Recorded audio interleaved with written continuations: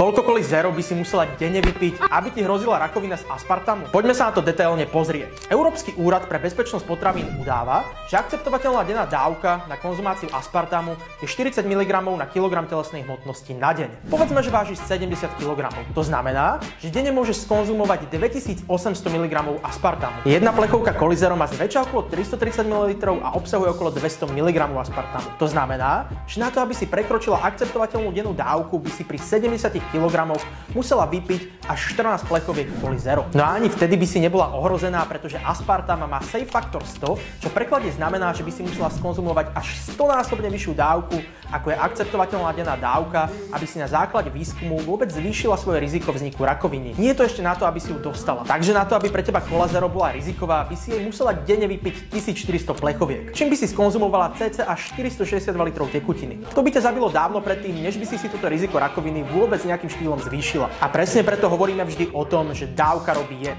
Minimálne my, čo nás skutočne zaujíma veda. No a pokiaľ aj ty máš záujem o viac vedou podložených informácií, tak ma určite nezabudni sledovať.